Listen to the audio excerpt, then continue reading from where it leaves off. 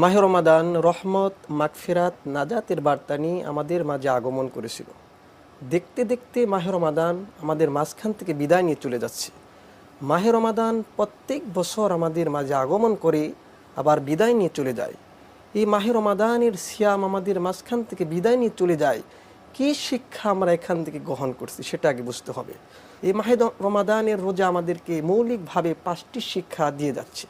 1 নম্বর হচ্ছে কুপ্রবৃত্তির প্ররোচনা থেকে আমাদেরকে বাঁচায়, অর্থাৎ গুনাহমুক্ত জীবনযাপনের একটা প্র্যাকটিস আমরা মাহে রমাদানে করতে পারছি। মাহে রমাদানে আমরা সুবহে সাদিক থেকে শুরু করে ইফতার পর্যন্ত দীর্ঘ একটা সময় না খেয়ে থাকি।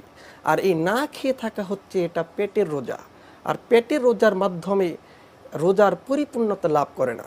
এটা হচ্ছে রোজার একটা অংশ। ঠিক তেমনিভাবে রয়েছে আমাদের নফসের রোজা, রয়েছে আমাদের চোখের রোজা, এরপরে রয়েছে আমাদের কানের রোজা। রমজান মাসে রোজাও রাখলাম, কান দিয়ে আমরা অশ্লীল গান বাজনা শুনতেছি। এরপরে রমজানের রোজাও রেখেছি, চোখ দিয়ে খারাপ ভিডিও দেখতেছি।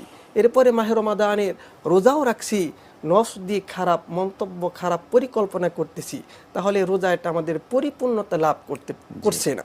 এই জন্য মাহে রমাদানের রোজা যেরকম আমরা সুবহে সাদিক থেকে শুরু করে সূর্যাস্ত পর্যন্ত না খেয়ে থাকবো, ঠিক তেমনিভাবে গুনাহমুক্ত জীবনযাপন করতে হবে।